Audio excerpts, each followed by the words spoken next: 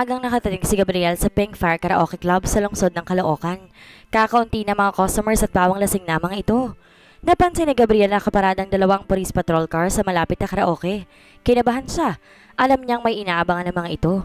Paano nilalaman na pupunta siya doon? Lumigid si Gabriel sa likuran ng club at nagawa niyang pumasok na wala nakakakita sa kanya. Pakubli-kubli siyang nagtuloy sa loob. Hinanap niyang tanggapan ni Alex Tayag. Papasukin sana niyang isang silid na may nakawang na pintuan nang maramdaman niyang malamig na dulo ng baril na bantay sa batok niya. Talaga nga palang hinahunting mo ko.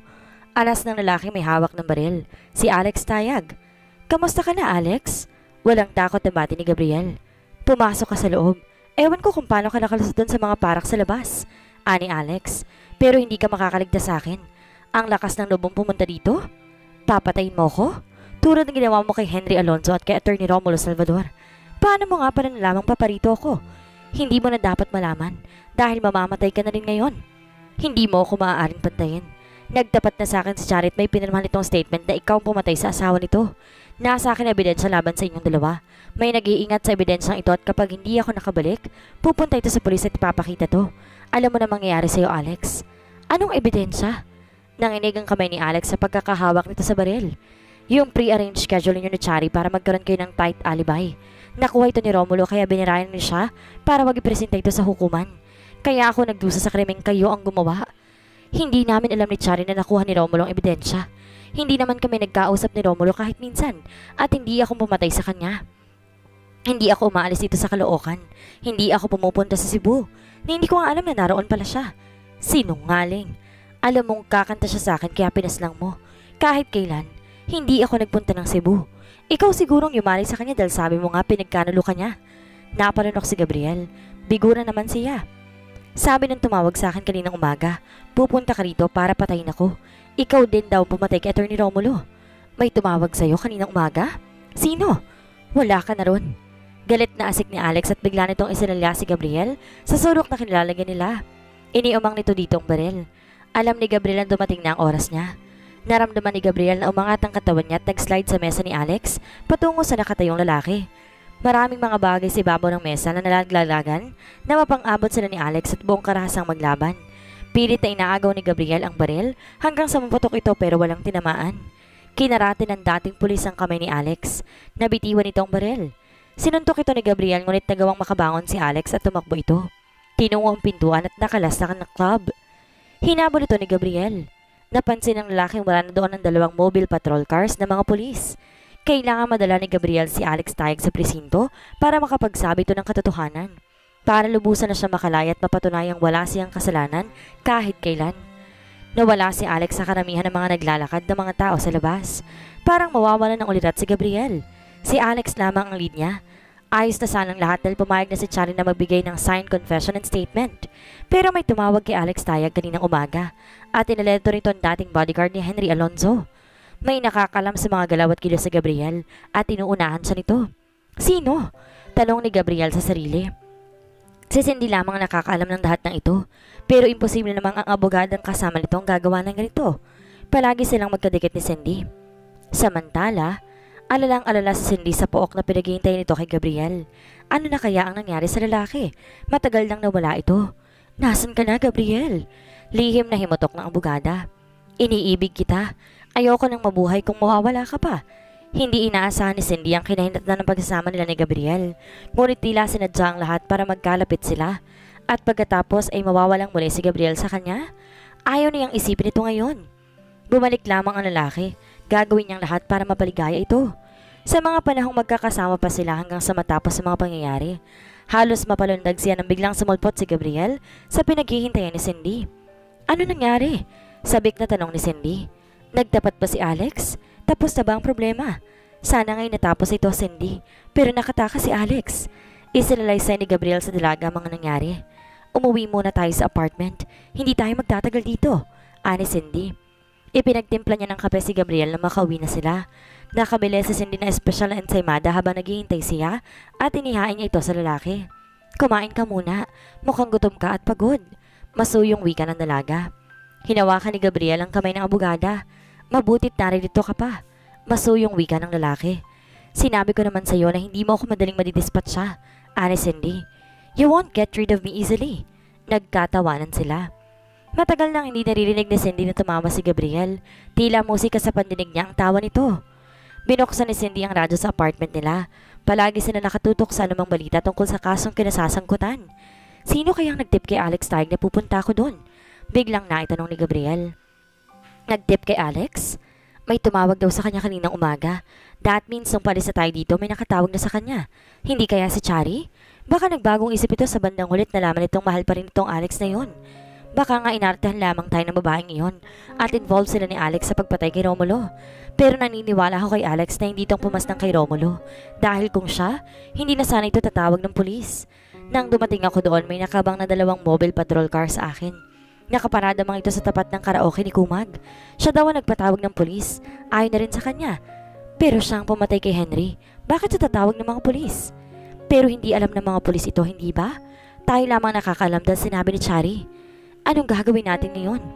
Babalikan natin si Chari. Napapikit si Cindy. Parang di na yata niya kayang sikmurahin na magkaharap ulit ang babaeng pumatay sa sarili nitong asawa. Gabriel, anang abogada. Panahon na siguro para tumigil tayo sa kakatakbo.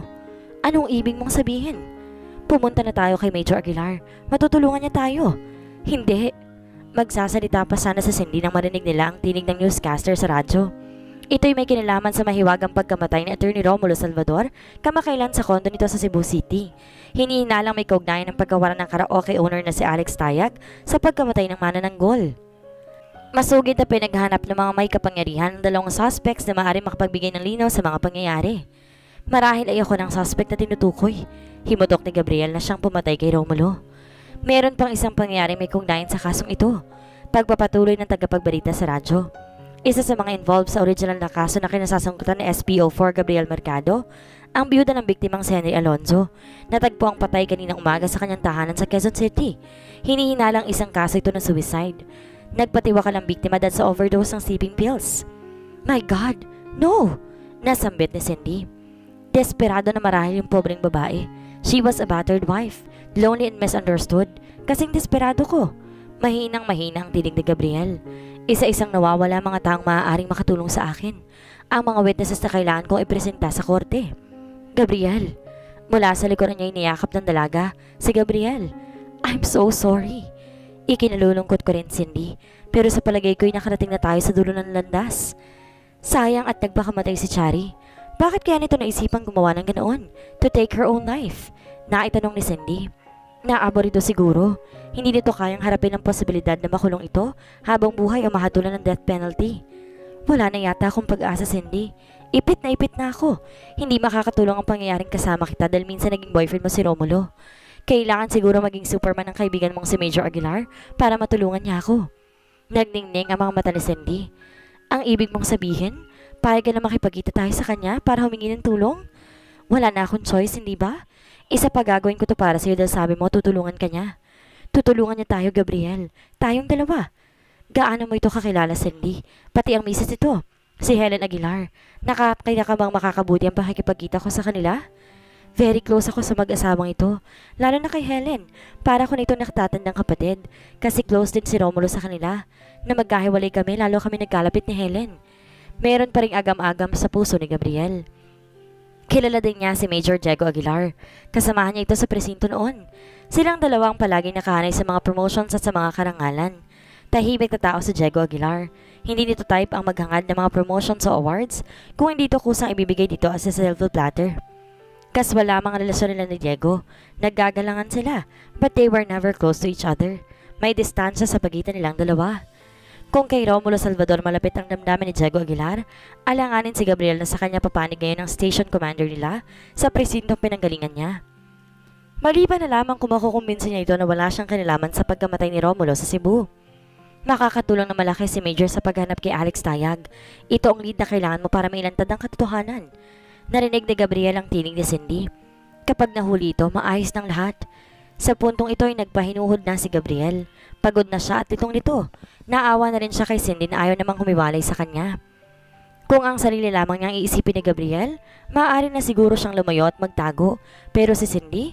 Sige, payag na ako sa mungkahi mo na sumangguni tayo kay Major Aguilar, sabi ni Gabriel. Pero sa isang kondisyon. Ano yun? Ako na lamang muna ang pupunta sa kanila. Gusto ko gawin ito mag-isa. Pero bakit naman, Gabriel? Kailangan mo ko doon. Ako ang magpapaliwanag kay Major na nasaksihan ko ang lahat at wala kang kasalanan na ako ay kusamang sumama sa iyo. Makikinig siya sa akin. Gusto kong kapag nagpa siyang gumawa ng aksyon si Aguilar dahil naniniwala siya sa akin at hindi alang-alang sa pakiusap mo, Cindy. Sana'y maintindihan mo ko.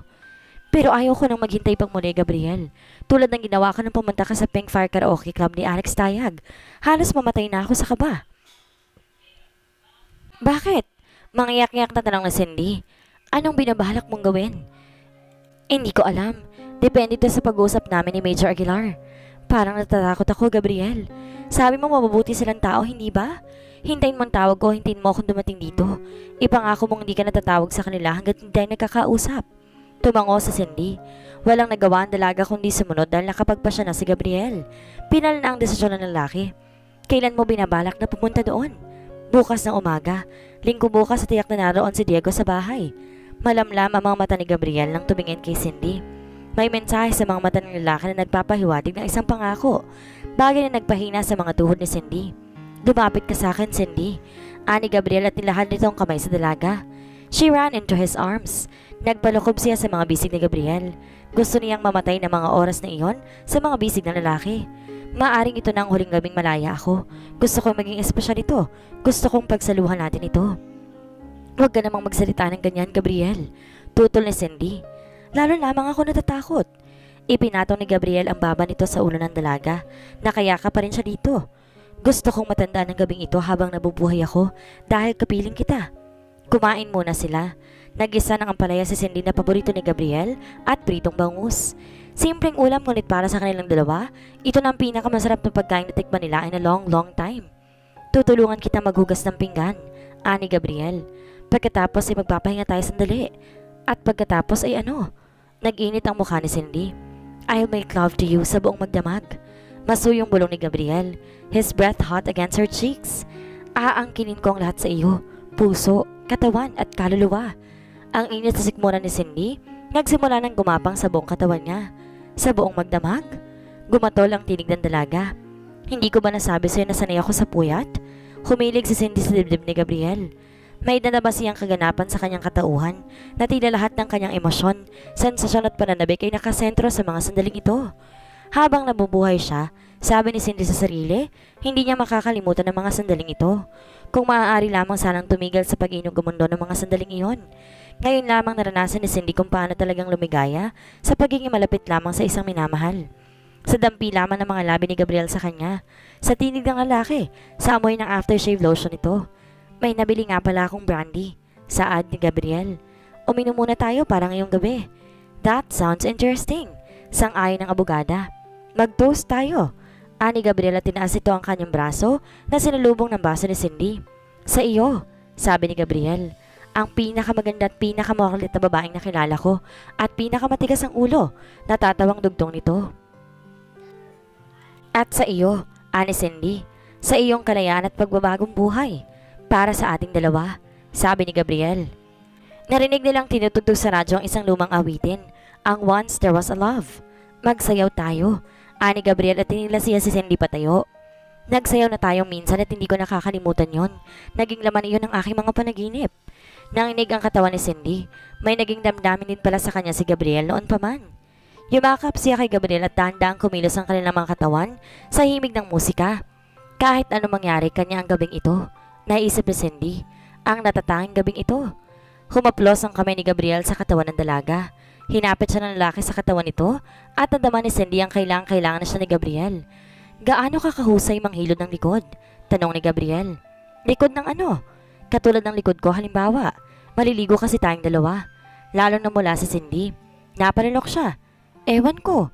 Ngunit ang alam ko lang hiluran ay ang sarili kong likod. Nagsimulang alisin ni Gabriel ang mga kasuotan nila. Inuna nito si Cindy. Nasisiyang hinago ni Gabriel ang tingin ng kahubaran ni Cindy bago ito pinangkot nilapag sa bathtub sa banyo na puno ng tubig. Lumusong din dito si Gabriel at binuksan itong shower. Hindi kayang palamigin ng tubig mula sa shower ang ningais na apoy na tumutupok sa kanila ng mga sandaling iyon. Napahigpit ang pagkakayakap ni Gabriel kay Cindy para napagkit na ang kanilang mga katawan sa isa't isa. Naghahangad ang nananabik na mga labi ni Gabriel sa kanilang paglalakbay sa lahat ng panig ng katawan ni Cindy. Tumigil lamang ang mga ito sa mga buko ng dalaga para simsimin ang mga ito. Walang malamang gawin ni Cindy kundi yumakap na lamang sa lalaking minamahal. Halos mabaliw siya sa kaligayahan. Paulit-ulit na tinaghoy ni Gabriel ang pangalan ng dalaga pero ayaw parayaan ng lalaki ang paghahangad nito. Gusto nitong dalhin si Cindy sa gilid ng kabaliwan bago niyang tubigyan ng kagapanapan. Gusto niyang magsumamong babae at sabihing pinakaiibig siya nito, ngunit si Gabriel ang hindi nakatagal. Ibinaon niya ang sarili sa kaibutulan ng daga para sa pinal nilang pagsasanib. Naglunoy siya in her velvet softness. Parang hindi matatapos ang pag-ulos ito sa balon ng luwalhati. Matagal, hanggang sa dalhin sila ng ipo-ipo sa rurok ng langit. Nang matapos ng lahat, nadama ni Gabriel ang kapayapaan at kaligayahang noon lamang ito natagpuan. Nalungkot siya nang maisip niyang kailangan pakawalan niyang lahat ang mga ito pagdating ng bukas. Magkayakap sila magdamag. Naging matindi ang pangailangan nila sa isa't isa. Pagdating ng umaga, alam ni Cindy na iiwan na siya ni Gabriel. Kailangan pumunta ito kina Major Aguilar tulad na napagkasunduan nila. Gusto sana ni Cindy na muling sumama sa lalaki, pero may pagkapinal ang desisyon ni Gabriel at ayaw niyang kulitin ito. Huwag ka sanang magtatagal, pakiusap niya. Nag-almusal muna sila at naghanda ng umalis ang lalaki. Maraming nakain si Gabriel. Nagsangag si Cindy at pritong itlog at tuyo ang ulam at may sawsawang mapupulang kamatis na pinong pagkakahiwa. Nang yakapin siya ni Gabriel ay naglambitin si Cindy sa batok ng lalaki na tila ayaw niya itong pakawalan. Mag-iingat ka sana para sa akin, anang abogada. I will, ikaw rin.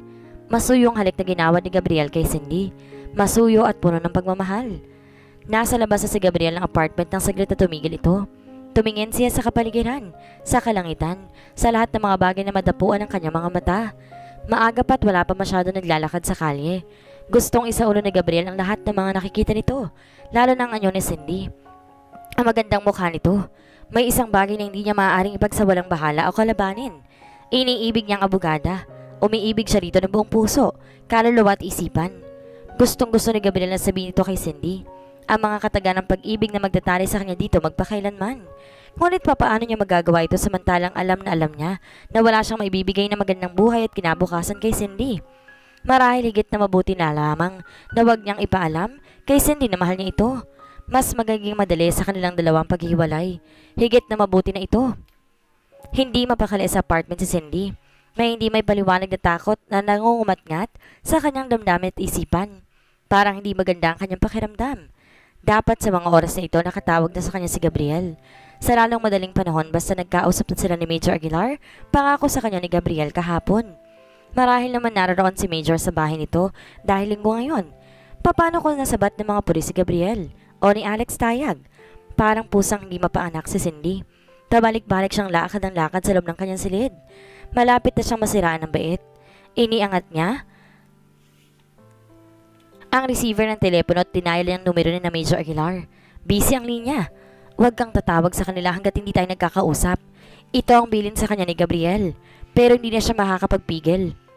Kailangan malaman niya kung ano na nangyayari. Nag-dial siyang muli. Busy pa rin ang linya. Sino kayang gumagamit ng telepono? Talong ni Cindy. Si Major Aguilar kaya na kasalukuyang gumagawa ng paraan para tulungan si Gabriel? O si Gabriel na kasalukuyang tumatawag sa kanya? Hinayaan ni Cindy lumipas ang 20 minutes. Pagkatapos, nag-dial siyang muli. Busy pa rin. Kalahating oras na siyang tumatawag na ma-realize si Cindy na nakangat ang receiver ng telepono sa bahay ni na Major Aguilar. Lalong kinabahan ng dalaga. Sinubsob niya ang kanyang mukha sa dalawang palad. Pilit na iniisip ang takbo ng mga pangyayari. Ang mabilis na mga pangyayari. May pumatay kay Romulo. Nawala si Alex Tayag at nagpatiwakal si Chari Alonzo. Lahat sila'y kasangkot sa kaso ni Gabriel Mercado. Sa pagkakakulong nito. Bakit nagpakamatay si Chari? Siya ba ang tumawag kay Alex Tayag? Siya ang nagtip dito tungkol sa pagpunta doon ni Gabriel. May nagliwanag sa isipan ng abogada. Hindi maaaring si Charing tumawag kay Alex dahil ayon sa balita, namatay ito sa gabi. Natanggap ni Alex ang tawag sa umaga, hindi sa gabi bagong umagang iyon. Kung hindi si Charing tumawag kay Alex, sino? Sinong taong nakakalam na pupunta si Gabriel sa club nito ng umagang iyon? Napaupong bigla si Cindy. Natutop niya ang kanyang bibig. Hindi. Napatingin siya sa telepono. Parang hindi posible ngunit ito lamang ang katotohanan na nakakita niya. Natatandaan niya nang tawagan niya si Major Aguilar ng gabing patungo sila ni Gabriel sa Cebu. Sinabi niya rito nga hanapin nila si Attorney Romulo Salvador. Si Major Aguilar lamang nakakalam na pupunta sila kay Romulo. Nagkakamali ako. Tutol ng isipan ni Cindy. Napakabait at tahimik na tao ni Major Aguilar. Para na niyang kapatid ito. Ito at ang asawa nitong si Helen. Si Helen? Si Helen Aguilar. Kung kasangkot nito si Major, paano na si Helen? Mawawasak ang buhay nito. Sinasambat mahal na mahal ni Helen ang asawa. Si Major kaya nagpapatay kay Romulo? At kumidnap kay Alex Tayag. Maraming mga paraan ng taong katulad nito na nasa kapangyarihan. At kung ipinapatay ni Major si Romulo, siya rin siguro ang bumayad dito to suppress evidence na kailangan makaklear sa pangalan ni Gabriel. Tinawagan niya si Helen na nasa Cebu sila ni Gabriel. Sinabi niya rito ang pake nila doon. Tinawagan din niya si Helen na papunta si Gabriel sa karaoke ni Alex. At ang huling pagtawag niya kay Helen ay upang ipaalam at pupunta na doon si Gabriel para humingi ng payo at tulong kay Major Aguilar. Sinabi sa kanya ni si Helen na wala doon si Major pero hahagilapin niya ito alang-alang kay Gabriel. Nasa meeting daw kasi si Major. Ngayon, patungo na si Gabriel sa bitag. Sa bitag na siyang nagturo. Oh my God! Gimbal na nasambit ni Cindy. Ano ba itong nagawa ko? Hindi naman siya makatawag sa pulis na mapapahamak si Gabriel. Wala pa itong sapat na katibayang mailalantad para maklaro ang sarili nito. Ano ang chance niya laban sa salita ng station commander nila?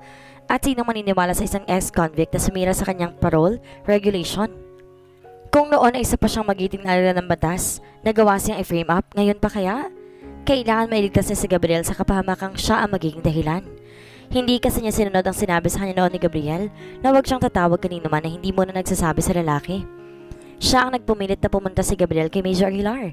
Ngayon kailangan sa din ng kumilos para mailigtas ng lalaki sa tiyak na kapahamakan. Nanlalamig ang buong katawan na kumilos si Cindy. Nagbihis siya at nagandang lumabas ng bahay. Susunduin niyang lalaki sa bahay na Major Aguilar. Nagdisgustado si Gabriel nang salubungin siya ni Helen Aguilar sa pintuan at sabihin nitong wala pa si Major dahil nasa meeting ito. Alinlangan nakangiti ito at natiling nakatayo ang lalaki sa may pintuan. Napansin itong tila excited si Helen na makita siya ng babae. Bagay na pinagtaka niya dahil hindi naman niya gaanong kilala ito. Nakikita niya lamang ang babae kapag nagpupunta ito sa presinto o kapag pinupunta nito ang asawa nito doon. Babalik na lamang ako, Mrs., sabi ni Gabriel. Wag! Hindi na kailangan dahil darating na si Major at hintayin mo na siya ngayon. Anang ginang ni Major. Halos saltakin ito si Gabriel papasok sa malaking bahay nila. Mayaman ang babaeng na pangasawa ni Diego Aguilar. Malaki ang kayamanang naman ito sa mga magulang. Ang malaking bahay na ito ay pag-aari ng babae. Sumunod si Gabriel sa matabang figura ng babae hanggang sa sala ng bahay. Pinaupo siya ni Mrs. Aguilar sa sofang naroon. Magkape muna tayo, hayag ni Helen Aguilar. Hindi ito nag-aalok. Nag-uutos ito na magkape sila. Napangiti si Gabriel. Dominante pala ang asawa ni Diego. Naisip niya. Kaya siguro parang kimi ang kasamahan niyang pulis. Under marahil ito. Nagulat pa siya na mapansin niyang maitim ang pagkakatitig sa kanya ni Helen. Ang sabi ko, magkape muna tayo. Ulit ng ginang. Sure, tugon ni Gabriel. Medyo nilalamig nga ang sikmura ko eh. Abot ang pagiti ni Helen ngunit hindi abot sa mga mata nito ang iting iyon. Tila natutuwa ito dahil gusto magkape ni Gabriel. Balak ni Gabriel na umalis sandali pagkainom ng kape. Hahanap siya ng telepono para tumawag kay Cindy. Ayaw niyang gamitin ang telepono dito. Marahil inip na si Cindy kakahintay ng tawag niya. Naisip ni Gabriel. Nag-alala ang lalaki na baka biglang sumunod sa kanya doon ang abogada. Kilala nito ang kapusukan ni Cindy Romero. Ikinilulungkot kung medyo naatraso si Mayor. Ani Helen habang inilalapag nito sa coffee table ang tray na may 2 tasa ng umuusok na kape. Para kay Gabriel at sa kanya. Nung tumawag si Cindy kahapon, akala ko walang meeting si Major ngayon. Kaya sinabi ko sa kanyang pwede kang pumunta dito. Ani Helen. Tumawag si Cindy kahapon? Oo. Nag-aalala siya sa'yo at pinasabi niya sa akin na gusto niyo makausap ang mister ko. Na kailangan ninyo ng tulong ko. Akala ko nga magkasama kayong darating ngayon. Nangunot ang noon ng lalaki. Kinabahan ng lalaki. Parang may mali sa takbo ng mga pangyayari. Bakit hindi sinabi sa akin ni Cindy na nakausap niya si Helen sa telepono? At ipinagbigay alam ditong pagpunta niya ngayon. Uminom ng kape si Gabriel. Napapikit siya dahil ang tamis ng pagkakatimpla nito. May gatas pa na ayaw niya. Sinabi ko kay Cindy tatawagan ko si Major, pero hindi ko na nakontak hanggang kanina. May meeting kasi siya. Anong oras kaya tumawag si Cindy kay Helen kahapon? Marahil nung nasa Pink Fire karaoke siya para hanapin si Alex. Bakit di mo iniinom ang kape mo? Tila iritadong untag ni Helen. Mainit pa eh. Ani Gabriel at napatingin siya sa may pintuan dahil para may nakita siyang nagdaan. Lumingon si Helen para tingnan ang tinatanong ni Gabriel. Naging mabilis ang pagkilos sa Gabriel. Pasalising itinapon itong laman ng tasang hawak nito sa pasong nasa tagiliran ng sofa. Hindi niya gustong timplan ng kape dahil napakatamis, ngunit ayaw niyang ipahalata ito kay Helen. Nahihiya siya dito kaya palihim na lamang niya iyong itinapon. Nang alam niyang ibabaling na sa kanya ni Helen ang mga mata nito, dali-dali nitong nilalagay ang tasa sa bibig niya at nagkunwaring iniinom ang kape. Wala nang laman ng tasa ang ilapag ito ni Gabriel sa mesa. Napansin niya ang kakaibang ningning sa mga mata ni Helen nang makita nitong naubos niyang kape. Hindi na gaano nagsalita si Helen. Nakatingin na lamang ito kay Gabriel na tila may hinihintay. Maya-may nakadama na matinding antok si Gabriel. Nadama din itong namamanid ang mga kamay at mga binti nito. Hindi nito ganitong makakilos sa mga ito. Sinulya pa ni Gabriel si Helen Aguilar. Nakangiti ang babae. Ngisi. Hindi ngiti. Naisip ng lalaki. May devilish glint sa mga mata nitong nakatingin sa kanya. Unti-unti na-realize si Gabriel ang isang pangit na katotohanan. May inilagay si Helen sa kaping ininom niya. Lason? Pampatulog. Gumapang ang pamamanhid sa buong katawan ni Gabriel. Bumibigat ang talukap ng mga mata nito. Si Helen Aguilar. Pinapatay nito si Romulo Salvador. At marahil si Alex Tayag. At ngayon siya naman ang papatay na babae. Bakit? Nagawang tanongin ni Gabriel. Kailangan mawala ka, Gabriel. Banayad ngunit malupit ang tinig ni Helen Aguilar. Masyado ka naging pakilamero at isa kang sagabal. Antok na si Gabriel. Mahigit din sa 1/3 ang nalagok nitong laman ng tsaa. May nilabas ito sa kanyang bulsa at nailatag na tigagagal si Gabriel. Isang baril ito. Susunod siya sa lahat ng sasabihin ko. Titayakin ko ito. Sa mga pandinig ni Gabriel, tila malayo ng tinig ni Helen. Tila isang nalulunod na lumaban si Gabriel. Pilit itong ikinikilos sa mga kamay. Narinig nito ang sinabi ni Helen na kapag dumating doon si Cindy matatapos ng lahat. Ang huling naiwan sa kamalayan ni Gabriel Mercado bago ito nilunod ng karimlan ay ang malungkot na kalamang wala siya magagawa para sa babaeng pinakamamahal nito. Mabilis na lumabas ng apartment si Cindy at sumakay ng taxi. Susunod niya si Gabriel sa bahay ni na Helen kahit na magalit pa sa kanyang lalaki. May pakiramdam siyang hindi ibinigay ni Major Aguilar si Gabriel sa mga alagad ng batas. Alam nitong hawak nila si Gabriel ang schedule. Ang ebidensyang nakuha nila kay Romulo.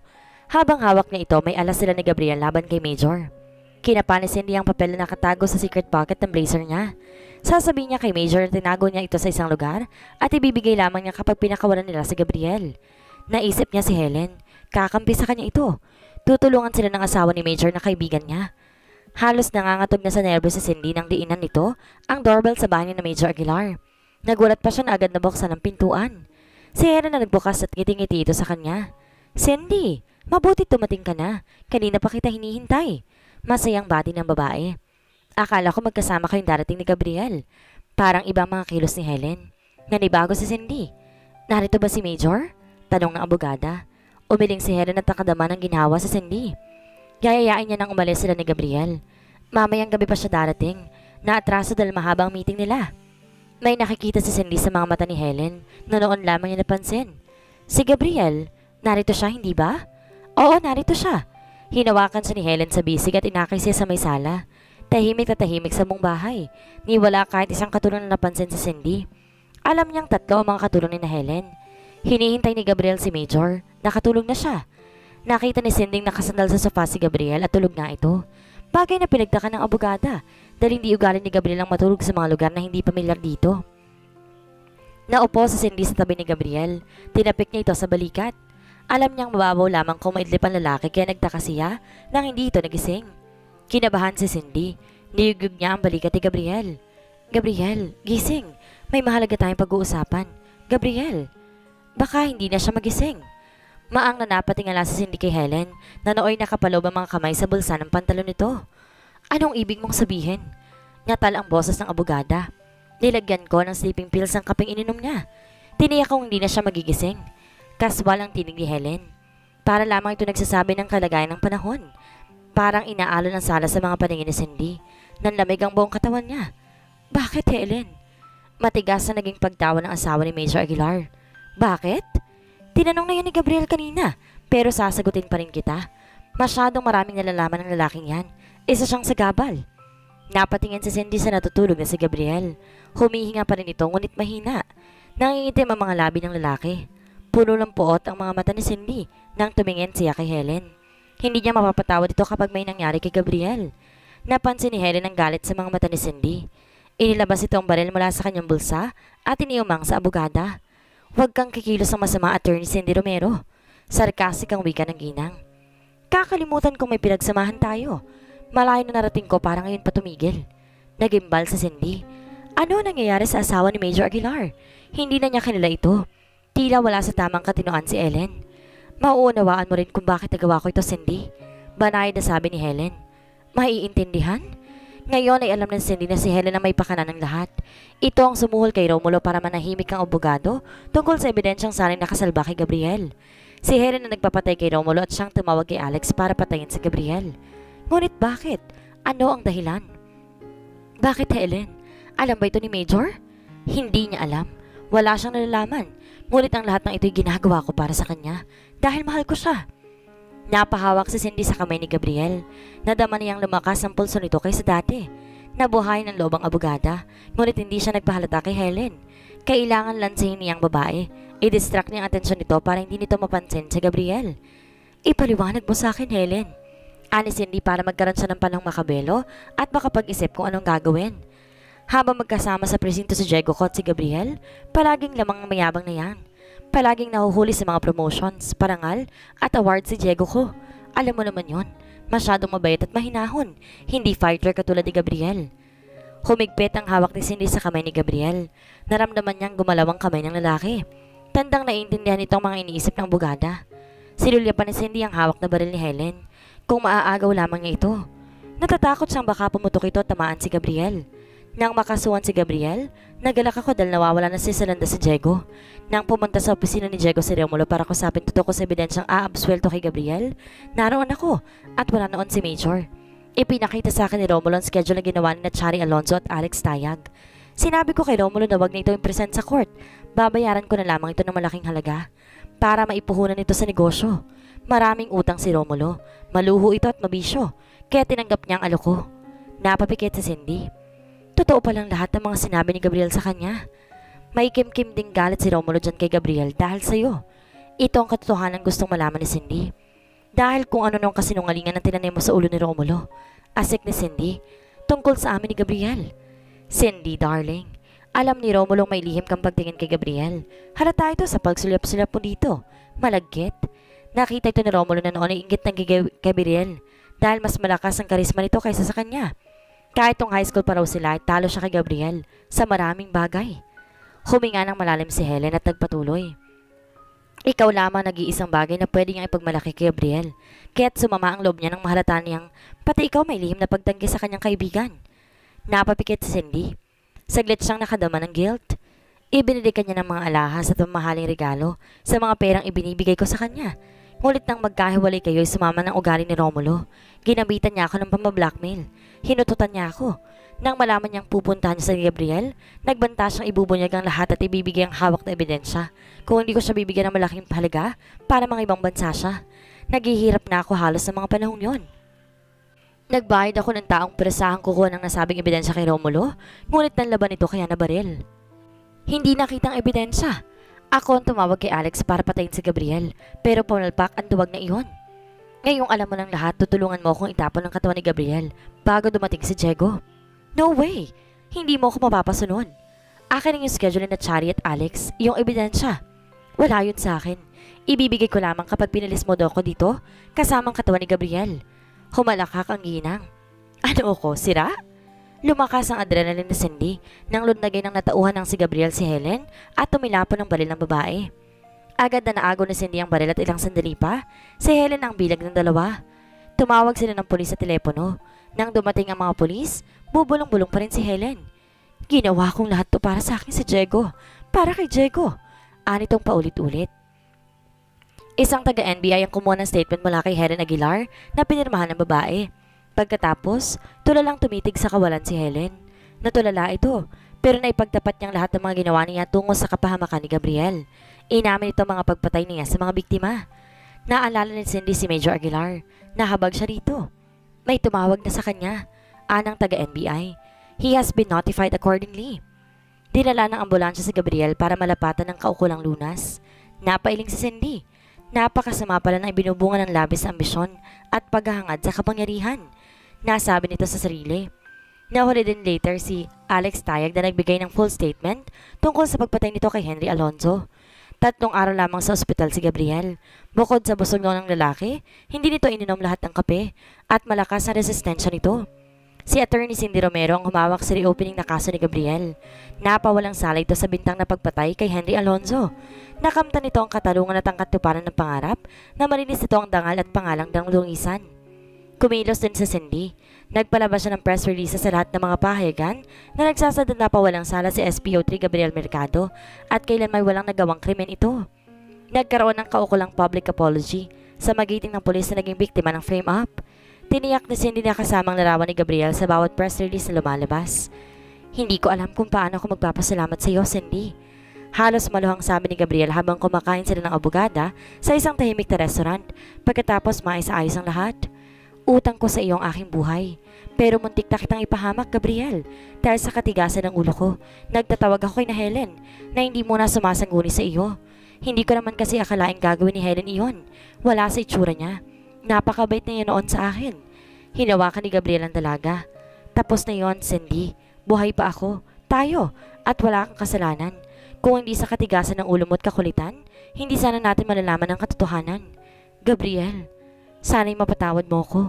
Ililigtas mo ko, Cindy. Ang buhay ko, ang aking dangal. Habang buhay kong kikilalanan ng utang loob to sa law. Anong binabalak mo ngayon? Sa buhay mo? Pinatatawag ako sa headquarters. Ibabalik daw nila ako sa tungkulin. Ewan ko. Hindi ko pa alam kung anong plano nila para sa akin. I'm so happy for you, Gabriel. Good luck. Sana'y maging maayos ng lahat. Thanks, Cindy, for everything. Nakadama ng lungkot si Cindy at pangungulila. Hindi niya kailangan ng pasasalamat ni Gabriel o ang pagtanaw nito ng utang na loob. Kailangan niya ang pag-ibig ng lalaki at nangamba si Cindy na itong isang bagay na hindi pa handang ipagkaloob sa kanya ng alagad ng batas. Nakipagkita si Cindy kay Major Diego Santiago Aguilar matapos ang preliminary hearing ng kanyang asawa. Malungkot ang puting opisyal at halatang dinamdam nito ng labis sa mga nangyari. Patawarin mo kami, Cindy. Hiyang-hiyang pakiusap ito sa abogada. Si Helen, unawain mo na lamang siya. Wala kang kasalanan, Major. Sino bang mag-aakala? Napaka-ambisyosa ni Helen. Madalas niyang sabihin sa akin na gusto niya maging first lady balang araw at pinagtatawanan ko lamang siya. Akala ko nga nagbibiro siya. Hindi ko alam na dibdiba na pala ito hanggang sa masiraan ito ng bait. Will you be alright, Major? Nagawang itanong ni Cindy. Awang-awa ang dalaga sa asawa ni Helen. If there is anything I can do, huwag sana kayong magdapiling lumapit sa akin. We are still friends, hindi ba? I will survive. Malungkot na sabi ni Major Aguilar. Lahat naman tayo kailangang magpatuloy mabuhay sa kabila ng lahat. Life must go on. Yes. Malungkot na ngumiti si Cindy. Tama kayo. Life must go on. Kailangan magpatuloy ang buhay, kahit hindi na masaya tulad ng dati. Matagal nang hindi nakikipagkita sa kanya si Gabriel Mercado. Magmula nang huli sila mag-usap at sinabi nito sa kanyang papunta ito sa headquarters, na hindi na nga rin niya alam kung nakabalik na ito sa kanyang dating trabaho. Naisip ni Cindy na marahil, nag-aadya si Gabriel sa kanyang pagbabagong buhay. Isang hapon, nagring ang telepono sa desk na abogada. Hello, Cindy? Malayo ang tinig ng lalaki. Nasaan ka, Gabriel? Okay ka lamang ba? Okay lang. Gusto ko lamang ipaalam sa'yo na aalis na ako. Parang nalaglag ang puso ng dalaga sa kanyang paanan. Matagal na hindi siya nakasagot. Saan ka pupunta? Sa malayo. Sa isang lugar na walang nakakakilala sa akin. Naisip kong hindi ko yata kayang takasan na nakaraan. Ngayon pa naayos na ang buhay mo, Gabriel? Parang di ko kasi alam kung paano ako magsisimulang muli. Napakatagal ng 6 na taon. Paano mo malalaman kung hindi mo susubukan? Hindi mo dapat itapon ang pagkakataon mo, Gabriel. You are not a quitter. Hindi na akong dating ako, Cindy. Nabago ng lahat. Puno pa rin ng puot ang bitterness, ang puso mo. Kailangan kalimutan mo na ito. Ikaw lamang ang makakagawa nito. Walang iba. Nainis ang abogada. Lalayo na sa kanya si Gabriel at walang lakas ng loob ito para makipagkita sa kanya. Marahil dahil kasama ni Cindy sa isang kanakaraan na gustong kalimutan ng lalaki. Mabuti na nga siguro ang ganito. Pareho silang hindi gaanong masasaktan. Life must go on. Bulong na Cindy sa sarili. Tulad ng sinabi sa kanya ni Major Aguilar, magpapatuloy siyang mabuhay. Kahit wala na si Gabriel at gagawin niya lahat para makalimutan ito. Good luck na lamang sa iyo, Gabriel. Mag-iingat ka sana. Malungkot na sabi ng dalaga. Matagal na hindi nakasagot si Gabriel at mahaba ang patlang na namagitan sa kanila. Nang muling magsalita ang lalaki, naging napakapinalang hangganan ng lahat. Goodbye, Cindy. Ani Gabriel at tinapos ang paglik ng telepono ng lahat ng kaugnayang namagitan sa kanila ng dalaga.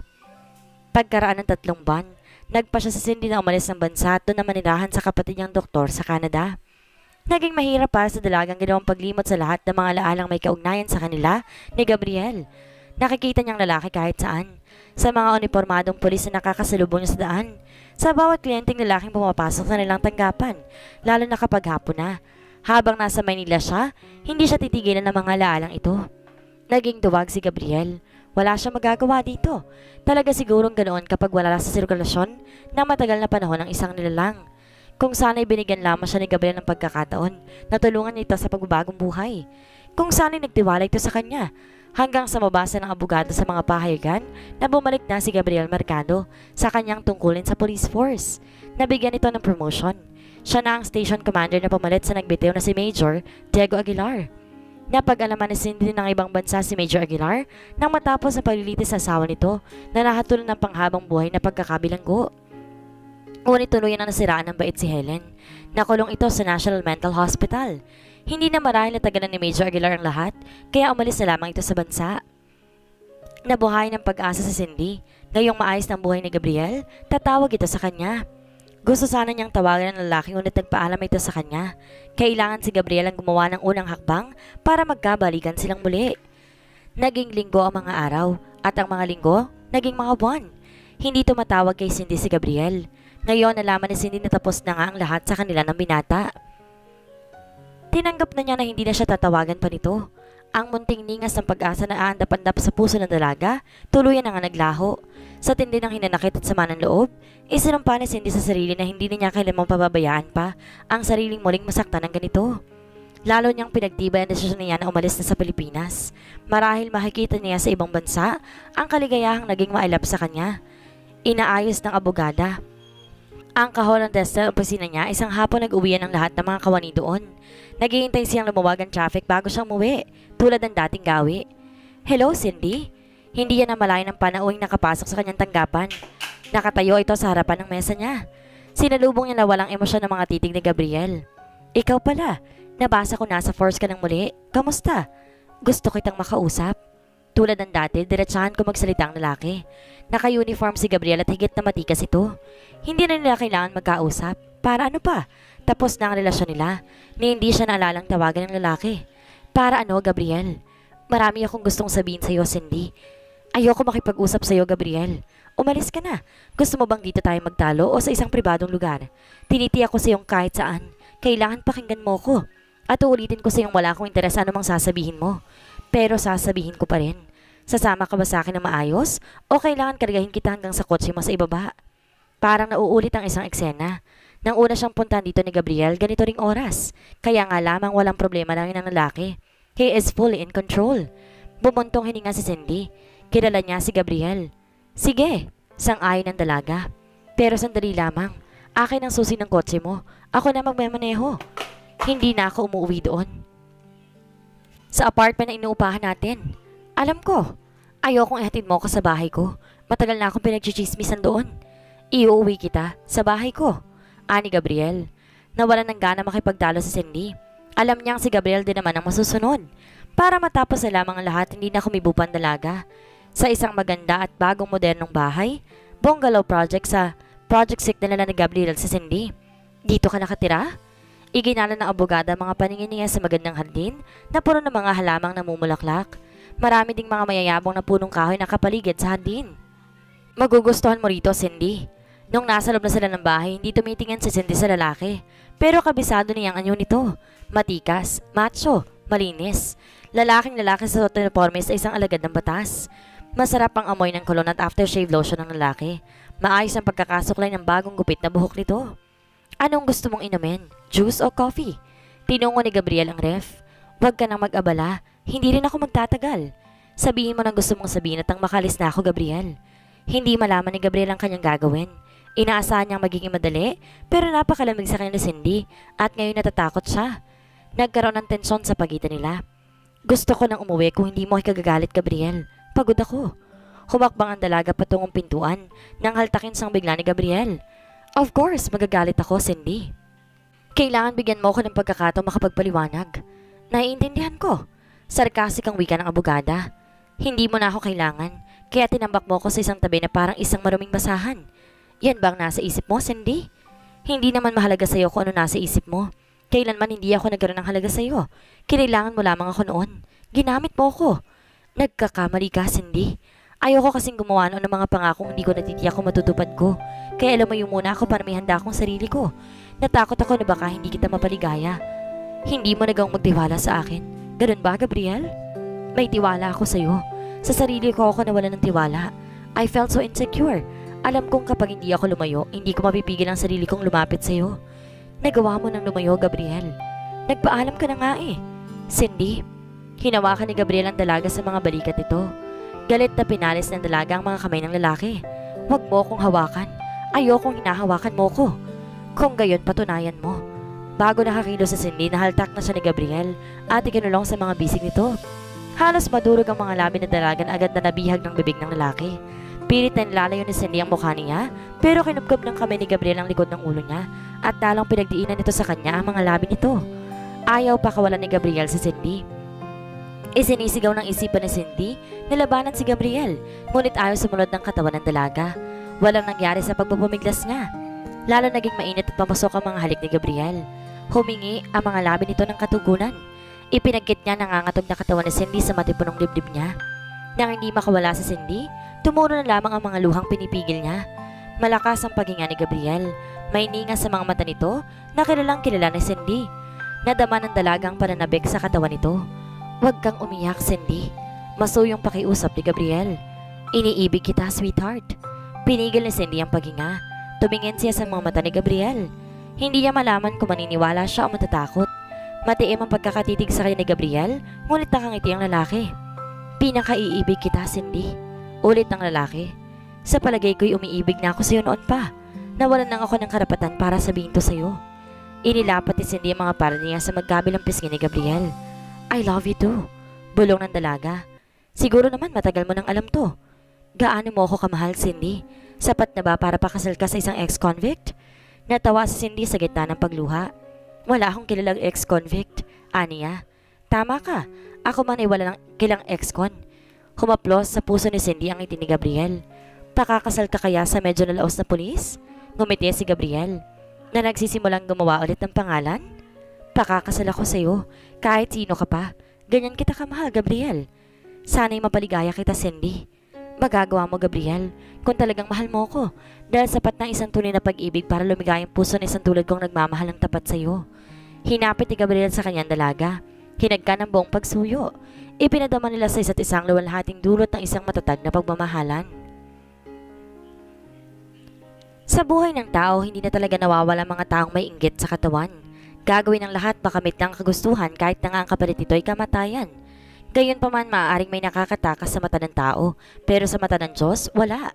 Gagawa at gagawa ang amang lumikha ng paraan para may tama ang mga maling nagawa. Sa kwentong ating natunghayan, sana may aral kayong nakuha. Muli, maraming salamat po sa lahat ng sumuport at sumubaybay.